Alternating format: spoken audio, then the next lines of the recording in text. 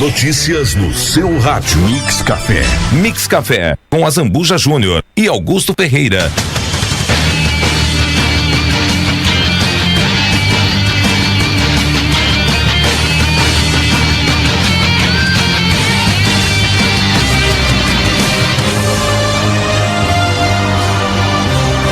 São 8h24, 8h24. Estamos voltando agora com a entrevista do dia aqui no Mix Café desta segunda-feira, Augusto. Verdade, e nós estamos iniciando a semana recebendo o terceiro pré-candidato a deputado federal por Rio Grande, o ex-prefeito e advogado Alexandre Lindemeyer, do PT. Bom dia, bem-vindo ao Mix Café. Bom dia, Augusto, bom dia, Zambuja. É uma satisfação estar aqui na Estúdio Livre, ao mesmo tempo parabenizando vocês pela iniciativa. Eu acho que é uma oportunidade extraordinária para os pré-candidatos poderem externar suas opiniões, do porquê dessas possíveis candidaturas, e ao mesmo tempo, até para matar a saudade da Estúdio Livre, fazia uns 2 anos e meio que eu não vim aqui. É uma satisfação sempre poder conversar com os ouvintes de vocês. Muito obrigado mesmo pela oportunidade. O objetivo nosso é esse, né, Alexandre? Trazer todo mundo, que é uma campanha que nós estamos fazendo aqui, quem a gente conseguir eleger, deputados estaduais e deputados federais da terra. Tem muito candidato que vem a Rio Grande, que a gente sabe que tem votos aqui, mas nós não abrimos espaço para isso. O objetivo nosso é o pessoal de Rio Grande. Né? Então, por cima disso, acho que é importante relembrar aos nossos ouvintes e telespectadores a trajetória política do Alexandre. O Alexandre foi o vereador mais votado, né? Um dos mais votados. Na prática, eu fui eleito vereador em 2008, né? Exerci o mandato em 2009 e 2010, depois candidato a deputado estadual em 2010, eleito em 2010 e exerci o mandato em 2011 e 2012, e acabei sendo candidato a prefeito em 2012 e exerci 2 mandatos de 2013 a 2020, e agora candidato a deputado federal, mas com uma certeza de que caso venhamos a ser eleitos, né, a ideia de que nós estaremos cumprindo os 4 anos, porque, como tu disseste, Augusto, nós tivemos aqui Carlos Santos, deputado federal, Valdomiro Lima, candidato e deputado federal. Depois nós tivemos o Wilson Matos Branco e o Cláudio Dias, também deputados federais, mas já numa condição de suplentes, então ora estavam, ora não estavam. E nos últimos, talvez, 8 anos, nós não temos deputado federal. E aquilo que eu tenho dito, mas tem diferenças políticas daqui ou acolá.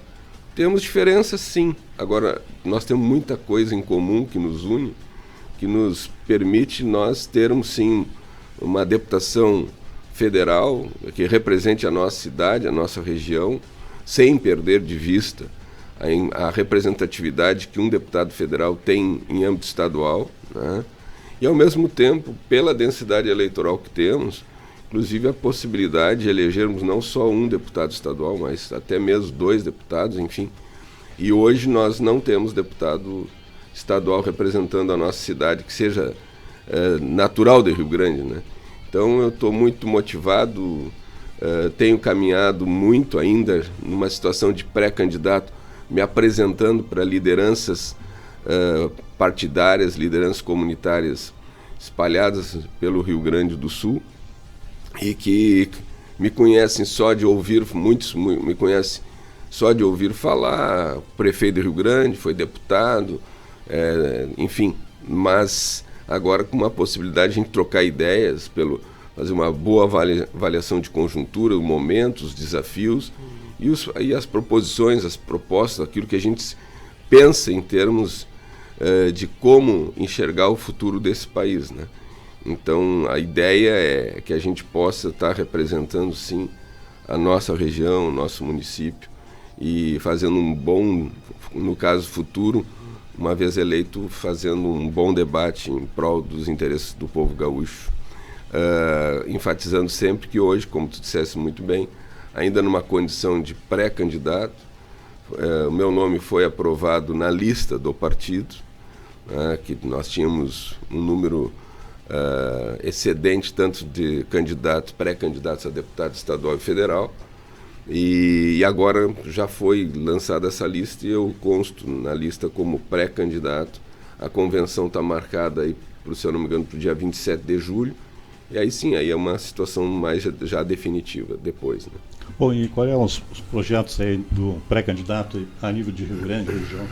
Eu primeiro diria que eu quero estar somando, né, as políticas que o governo Lula vai implementar dentro de um possível, né, novo governo.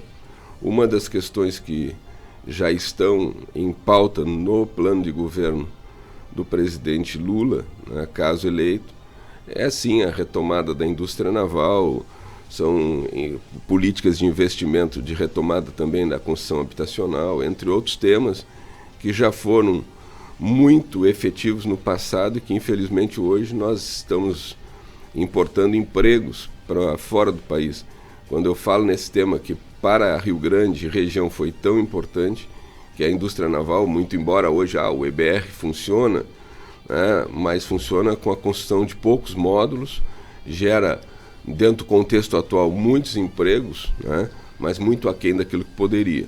E o ERG-1, né, no caso, o estaleiro ERG-1, hoje tem trabalhado principalmente na área de reparos eventuais embarcações que ali aportam, né?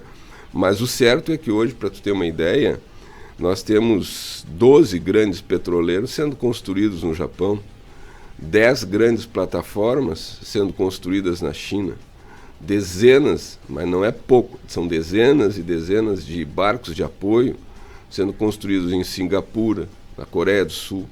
Isso quero dizer o quê? Que nós estamos exportando emprego, renda, trabalho, a oportunidade de agregar tecnologia nacional.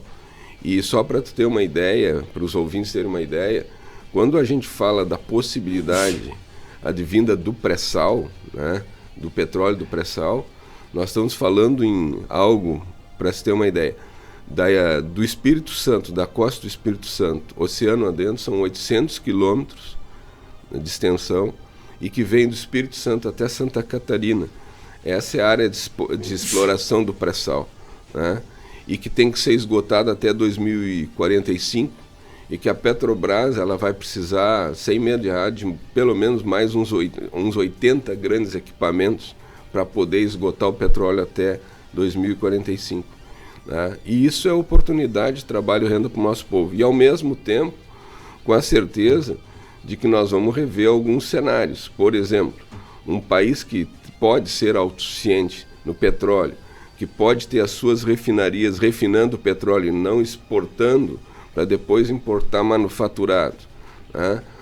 Não pode ter uma realidade como a gente tem hoje, do preço da gasolina batendo entre R$ 7 e R$ 8, o diesel entre R$ 7 e R$ 8, o gás de cozinha a mais de R$ 120, quando no país vizinho, a Argentina, que não tem petróleo, né? Não tem petróleo, vende a sua gasolina o litro a pouco mais de R$ 3, o gás de cozinha a R$ 44, o diesel a em torno de R$ 3, não tem cabimento, né? Então, eu acredito que isso tudo nós vamos estar envolvidos, apoiando políticas advindas pelo governo Lula e no âmbito regional, nós defendendo pautas que para nós são extremamente preciosas. Uma delas, na área de logística, a questão da consolidação da 116, da duplicação, pautas históricas que são atinentes à nossa região, que a presidenta Dilma assinou e praticamente está concluído, que é o estudo de viabilidade técnico-ambiental da ligação a seco de Rio Grande e São José do Norte, o próprio lote 4, que é uma reivindicação histórica que não é de um deputado, ou, enfim, é de todos, de todo um coletivo, região, né, que é o desaguadouro do nosso porto. Os problemas advindos das cancelas que nós temos espalhadas pela 116 de Porto Alegre para baixo, que encarecem o custo do nosso porto, que tem problemas contratuais, enfim, mas tem que haver, do meu ponto de vista, uma nova licitação, né, que aparentemente está em curso. Então, são temas que, do meu ponto de vista, vão estar pautados, passa pela questão de políticas de geração de trabalho e renda para o nosso povo, de políticas que olhem a questão da urbanização, de recursos para a área de investimentos na construção civil, que gera a questão de construção de moradias, principalmente para a faixa de baixa renda.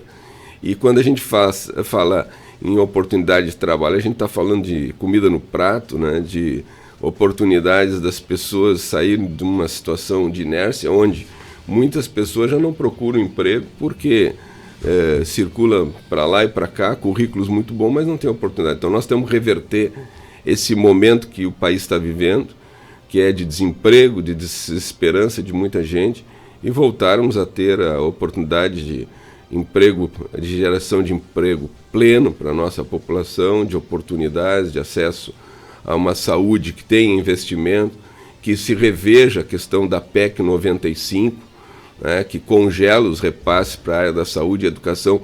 Tudo sobe, todos os preços disparam, mas nós vemos aí uma realidade onde os repasses para a área da saúde e educação estão congelados. E aí nós vemos sucessivos problemas nos hospitais filantrópicos, por conta de congelamento da tabela SUS, por conta de situações, por vezes, de atraso de repasses por parte de governos estaduais, e assim sucessivas coisas que batem direto na questão da saúde pública, sem mencionar o escasseamento que houve nos últimos anos em relação aos repasses para a área de estratégia de saúde da família, onde os municípios passaram, muito embora seja uma política de prevenção que com resultado extraordinário, os municípios passaram a ter que pagar a conta, né? Assim como na área de assistência social.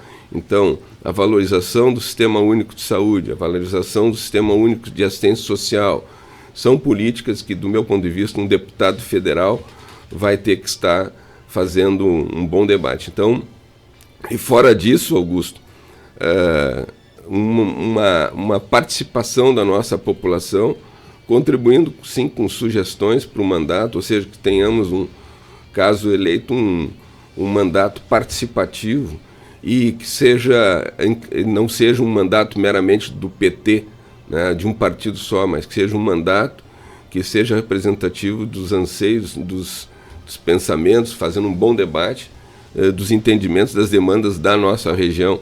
Tem aqui questões relacionadas ao setor da pesca, que volta e meia bate na pauta, que impactam digamos, na geração de trabalho e renda para o povo da região, e que, por vezes, nós vemos todo esse pescado, 90% desse pescado, evadindo do Rio Grande do Sul para ser beneficiado em outros estados, né? Então, tem pautas que nós estaremos trabalhando. Outra que, do meu ponto de vista, é prioritária, essa na área de energias renováveis, né? Questão de ampliação, não somente da questão relacionada aos parques eólicos, mas a energia solar, a questão de energia também através do hidrogênio, que é outra alternativa que tem que ser debatida. E hoje, uma das maiores riquezas que se pode pensar, que é estratégica para qualquer país, é a questão da energia. E Rio Grande e região tem, sim, uma possibilidade extraordinária de geração de energias renováveis, né? E penso que um deputado federal pode estar também trabalhando nesse sentido. Além de estar à disposição dos prefeitos da região, do prefeito municipal de Rio Grande, convergindo, debatendo junto a Brasília aquilo que for de interesse da nossa região e comunidade. Uma coisa que eu acho que é muito importante, que serve de lição para nós, né, é a comunidade de Pelotas que se reuniu, né? Eles lutaram pela BR-116, aquele trecho ali que junta com a 392, e conseguiram obras fenomenais, aqueles viadutos ali, coisas que nós poderíamos ter feito aqui no lote 4 da 392 e que acabou se beneficiando. Lá na Conta Pelotas, né? Ali tem situações, primeiro, que houve uma aliança das nossas prefeituras, né, junto com as câmaras de comércio, câmaras de vereadores, todos os municípios da região, né? Rio Grande recebeu o início da duplicação, que foi da 392 de Pelotas até o lote 4, que ainda não foi concluído, e depois, na sequência, nós tivemos o início da duplicação da 116, ainda no governo Dilma. Também tivemos lá o início da duplicação da ponte do Guaíba. Do meu ponto de vista, o ideal teria sido investir todo o recurso que foi efetivado na ponte do Guaíba, na duplicação, que se tivesse investido no término da 116 e também na questão do lote 4.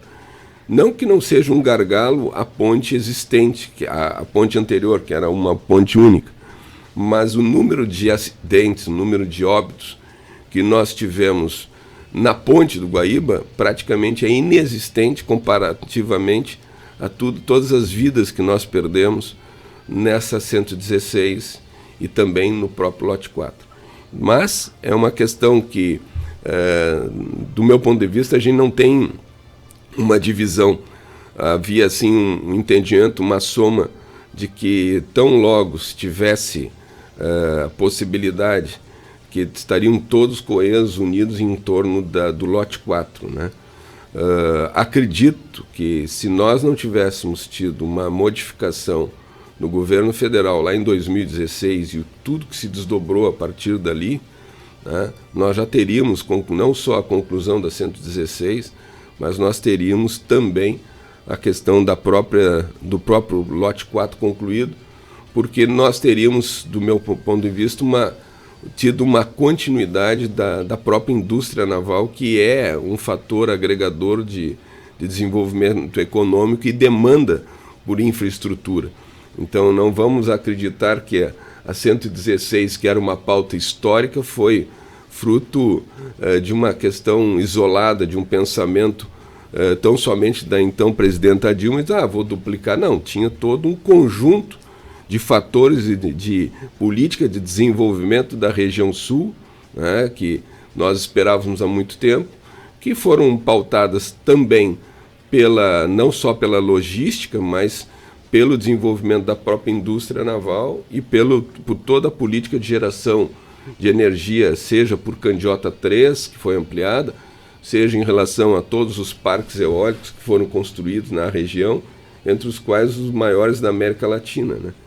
Então, eu acredito na soma de esforços, não serão bandeiras isoladas de um ou outro município. Eu penso que nós temos que nos enxergar enquanto região e um planejamento, e aí eu entro naquela pauta, que consiga, inclusive, superar a questão de siglas e possa enxergar um desenvolvimento regional articulado, onde todos caminham para o mesmo lado, que seja uma política que não seja de monoculturas, que seja de uma economia diversificada, que valorize esse porto extraordinário que nós temos no Rio Grande, tornando ele cada vez mais competitivo, né?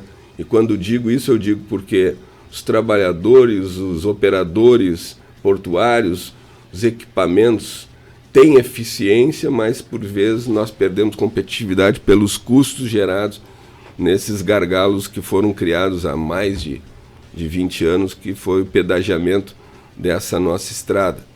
Nós vemos muitas cargas que foram, potencializando os portos de Santa Catarina em detrimento do nosso porto, por conta, volto a dizer, de tanta cancela que foi construída na BR-116. Então, é isso, é somando esforço com toda a região, com todas as lideranças, porque nós temos uma baixa representatividade. Se nós enxergarmos deputados que sejam naturais da região, nós temos, talvez, deputados federais, talvez 2. Né? Muito pouco, né? Para toda essa região aqui. E que, como eu disse anteriormente, em alguns casos nós vamos ter pautas comuns, em outros não. Por exemplo, eu tenho uma posição muito clara que eu tenho defendido. Eu sou contra a deforma trabalhista que foi feita. Nos prometeram geração de milhões de postos de trabalho e nós saímos de 6,5 milhões de desempregados, nós estamos na casa de 13, 14 milhões de desempregados. Da mesma forma, a dita reforma previdenciária, que ela remete a uma certeza. A grande parte da geração intermediária e mais nova não vai se aposentar, a persistir essa legislação que está aí. E há outras questões, como, por exemplo, já mencionei, a PEC 95, né, que está aí, que gera consequências que toda a população começa a sentir pela falta de medicamentos, pela falta de médicos, pela falta disso daquilo. Por quê? Porque não tem aumento, o custo aumenta, mas não tem, o financiamento está congelado. E o reflexo não é na saúde de quem pode pagar no privado, o reflexo é na saúde pública de quem depende da saúde pública. E eu valorizo muito a questão do próprio SUS. E outras questões, por exemplo, como a PEC 32, que trabalha na ideia de reforma, digamos, da estrutura do serviço público, que do meu ponto de vista é um equívoco. Praticamente você desestrutura a forma de serviço público como nós conhecemos, que passa desde o concurso público, né? E além de outras questões, como em âmbito nacional, quero defender sim uma Petrobras pública, que já hoje os gasodutos já foram vendidos, que a BR distribuidora já foi fatiada, e lá eu resgato aqui uma fala do Getúlio Vargas, quando ele fazia ele dizia o seguinte, ele trabalhava exatamente nesse tema da Petrobras, da Eletrobras, como fontes de desenvolvimento do país, né? E ele dizia, eu consegui achei nessas caminhadas todas um cartaz que ele dizia bem o seguinte, achei muito interessante. Para seu governo, ele diz, aí o Getúlio Vargas, ninguém arrebata das minhas mãos a bandeira nacionalista. Petrobras, o ouro negro que dará a independência do Brasil. E aí, aquilo que eu digo, nós éramos o 14º produtor mundial de petróleo, nós passamos a ocupar uma quarta posição, e o que acontece no país é que as aves de rapina de fora vêm e, com a conivência de algumas lideranças brasileiras, acabam, digamos, recepcionando esse patrimônio extraordinário que é o petróleo, o ouro brasileiro, né? Então, o que nós vemos? Depois da derrubada da presidenta Dilma, uma das primeiras medidas que foi aprovada foi a possibilidade das estrangeiras, das petroleiras concorrentes da Petrobras, explorar o petróleo que a Petrobras descobriu, que é o petróleo do pré-sal. Então, tem muita coisa para fazer e eu quero estar aí me somando à certeza de que é possível, sim, nós devolvermos para o nosso Brasil políticas que gerem pleno emprego, oportunidade de trabalho, de renda, de comida no prato, de fortalecimento do Sistema Único de Saúde, saúde pública. E aí eu poderia dizer, não, mas isso é falácia porque não vai acontecer, porque, olha, em 2003, quando o presidente Lula assume pela primeira vez, as reservas cambiais do Brasil estavam bem baixinhas, estavam com 37 bilhões de dólares. Quando a presidenta Dilma é retirada do governo em 2016, sai com reservas cambiais de 370 bilhões de dólares, com uma narrativa de um país que estava quebrado, entre aspas. Aí o que a gente viu de lá para cá foi exatamente um cenário. Se tínhamos algumas dificuldades, nós vimos um cenário hoje que eu não preciso dizer, basta ver o que as pessoas estão comprando. Compravam em 2016, estão comprando hoje na prateleira, com seu salário congelado e os preços disparando. E entra aí nessas questões que eu mencionei, em termos da dolarização do barril do petróleo, né, que praticamente olha os dividendos da Petrobras, olha os acionistas, não olha o povo. E aí, ao mesmo tempo, o custo de produção do petróleo, do barril, para a Petrobras é na casa de 30, 40 dólares. E aí é isso, eu penso que dá sim para mudar e quero, uma vez confirmada a candidatura pela convenção, eu quero estar ao lado da nossa população, com um mandato que seja coletivo, aberto, recepcionando ideias, debatendo, para representar a nossa cidade, a nossa população, dialogando com as lideranças políticas dos municípios, da região também. Enfim, sem perder de vista que será um mandato de deputado federal representativo, representando o Estado do Rio Grande do Sul, o povo gaúcho, né? Então, Alexandre, eu quero agradecer a tua presença. Eu dei 24 minutos para cada pré-candidato. Agora, em seguida que sair as convenções, nós vamos fazer um sorteio de todo mundo aí. O objetivo é trazer todo mundo de volta, né? Porque aí, sendo candidato, é mais fácil de falar. Né? Hoje em dia tem um certo limite pela justiça eleitoral, mas nós estamos sempre abertos. Muito obrigado mais uma vez à Estúdio Livre e um forte abraço para todos os ouvintes. Zambuja. Vamos ao nosso intervalo, voltando em seguida com mais informações. O agito da sua manhã. Na cidade, um giro de notícias no seu rádio Mix Café. Mix Café, com a Zambuja Júnior e Augusto Ferreira. Mix Café. No ar, curiosidades do mundo. Tudo o que você sempre quis saber e nunca te contaram. A gasolina aditivada serve para melhorar o funcionamento do sistema de alimentação do combustível, limpando os bicos injetores e as válvulas de admissão. Segundo a ANP, Agência Nacional do Petróleo, o uso da gasolina aditivada é especialmente indicado nos deslocamentos dentro dos centros urbanos, onde os motoristas andam e param a todo momento. Já na estrada, a gasolina comum é melhor. A única diferença entre a aditivada e a comum é o aditivo. No quesito octanagem, os dois combustíveis são iguais. Na hora de abastecer, lembre-se da diferença e função dos dois tipos de gasolina. Você ouviu Curiosidades do Mundo. Tudo o que você sempre quis saber e nunca te contaram. Se ligue no Dance Music Club, um programa com novidades, informações e destaques do universo dance, com todos os detalhes e informações de cada um deles, os sons que são destaques nos Estados Unidos e na Europa, além do setlist Dance Music Club, na virada de sexta para sábado, à meia-noite, e reprises às 22 horas no sábado, aqui na Estúdio Livre FM 98.5. A quarta temporada da Stranger Things acabou de chegar e com a Claro sua casa vai brilhar até no mundo invertido. Assine Claro Net Virtua 350 mega com assinatura Netflix inclusa nos primeiros 3 meses no combo. Ligue 0800 720 1234. Com a Claro, a casa brilha. Consulte condições de aquisição. PC Motos e Documentações é a melhor opção. Carro apreendido, valor do guinche diárias. O PC resolve pra você. IPVA atrasado? Multas? O PC Documentações resolve pra você. Parcele nos cartões com ou sem entrada.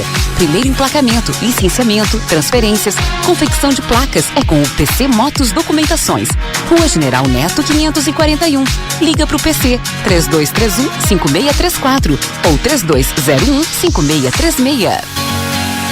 Restaurante SD. Prato feito com salada e suco. Temos a La Minuta. Pedidos e marmitex até às 11 horas. Entrega gratuita no perímetro central. Restaurante SD. Rua Minas Gerais, 417. Aberto de segunda a sábado. WhatsApp para pedidos 981 10 48 89 e 981 12 93 11. Foto Kelly, sempre pensando em você. Com novidades em álbuns, porta-retratos, trabalhamos com fotoprodutos, lembrancinhas, convites e fotos para documentos na hora. Foto Kelly, a foto do coração.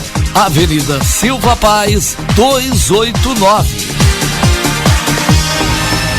Todas as sextas-feiras, às 17 horas. Programa Fim de Papo, pelo Estúdio Livre FM. E simultaneamente nas redes sociais, aplicativo e site. Abordando as matérias de interesse da comunidade. Com a interatividade e a proximidade com os ouvintes e entrevistados. Em um bate-papo descontraído. Com os assuntos da cidade e região. Com Eduardo Feijó. Fim de tarde, fim de papo, todas as sextas-feiras às 17 horas. Apoio Ebenezer Lar de Idosos, Rua General Osório 480, fone 3232-5150. A Rádio Estúdio Livre FM, mais perto de você, empresário. Oferece conteúdos que fidelizam sua marca e sua empresa. Em 98.5 FM e muito mais presente nas plataformas digitais. Acompanhando o alcance de resultados em flashes ao vivo e vídeo empresa. Fidelize sua marca em nosso guia de serviços. Venha fazer seu uniforme personalizado na Malharia Tesa. Aproveite seus ótimos preços.